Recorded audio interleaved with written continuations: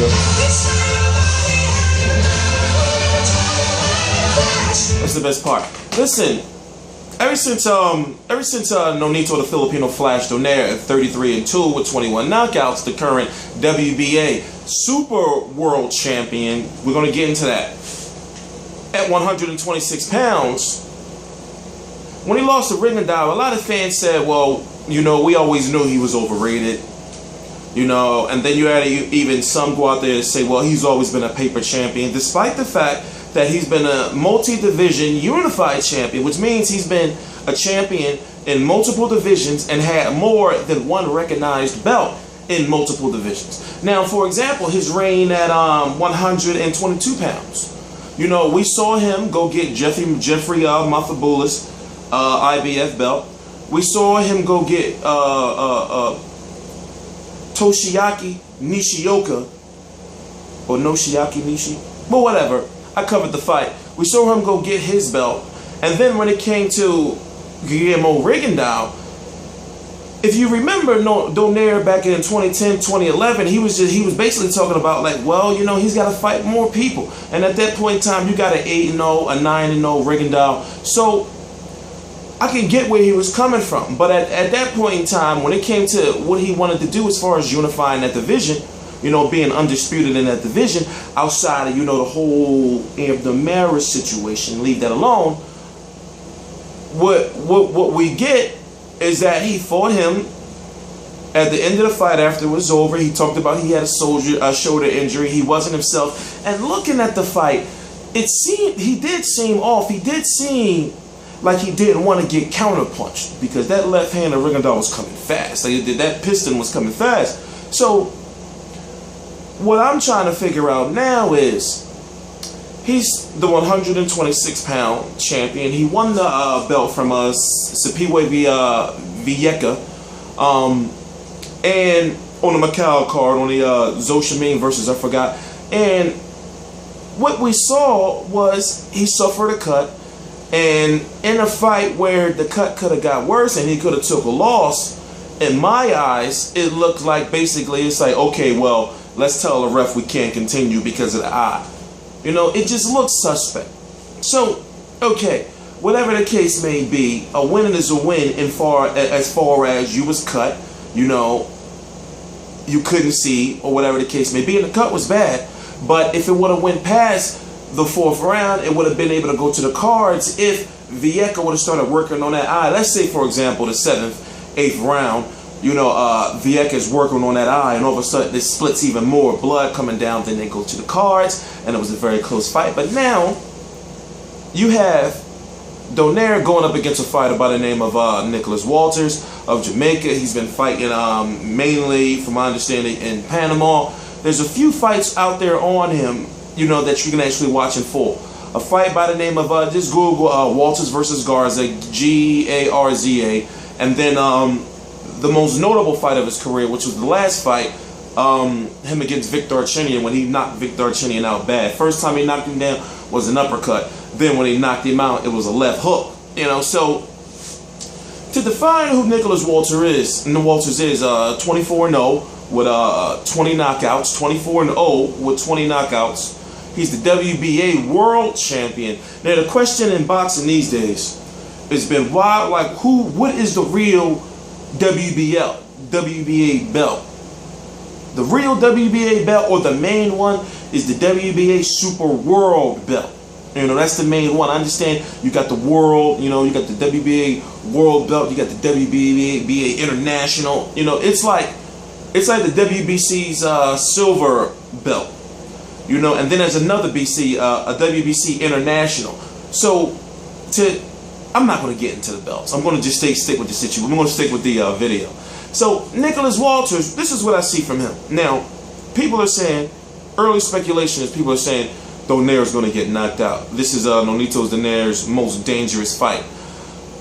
To an extent, I can accept that, because this is the most dangerous puncher at this level that Donaire has ever faced. Rigondeaux was the best boxer at this level that he has faced. So with this fight, Donaire's defense is going to have to shine, and if he gets cut, and remember that scar tissue is a son of a bitch, if he gets cut, he can't use that same tactic, I'm going to say. So when I look at Nicholas Walters, I see a power puncher, orthodox guy. A jab, he doesn't use the jab very often, so you're not going to see him throwing crisp combinations. In fact, to me, his work rate is a little low until he gets you in trouble. Now, the thing is, he has the power. Remember those 20 knockouts to get you in trouble, because if he catches you clean, from what I'm seeing, if he catches you clean, that's a chin check. We're going to see who you really are. So what I'm seeing is, I'm seeing that Donaire can outbox him if, as I say, for boxers, if he moves around. Donaire likes to sometimes stay in the pocket and sometimes to exchange, and he's been known to be exciting like that. But in this situation, especially with that eye being cut the way it was in the last fight, in your first major fight against a bigger opponent, Nicholas Walters has a 73 inch reach. He's 5'7".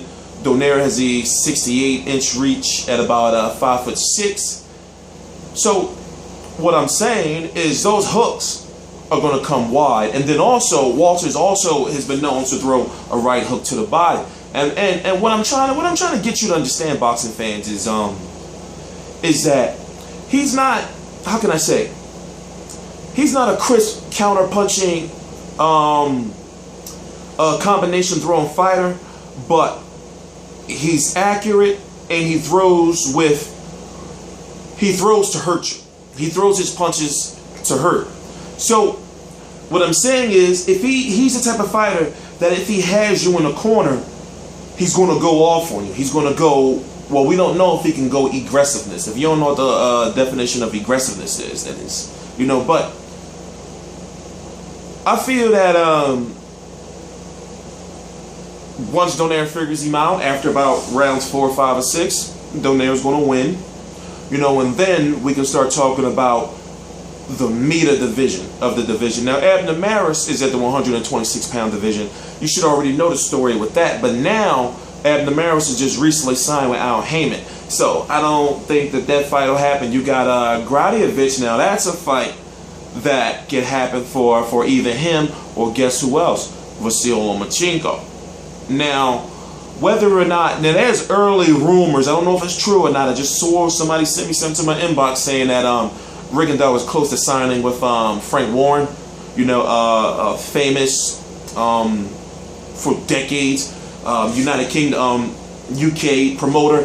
But what I'm trying to get at is that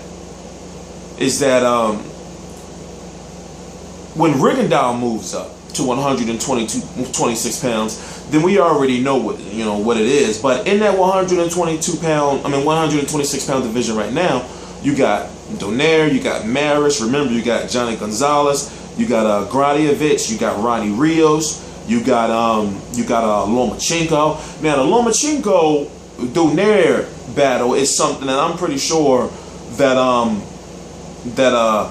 Bob Arum and Top Rank is saving for somewhere later on down the line. Now, remember, Donaire has the WBA if he defeats Walters. He'll have the WBA, the full both WBAs, and be the real recognized WBA champion.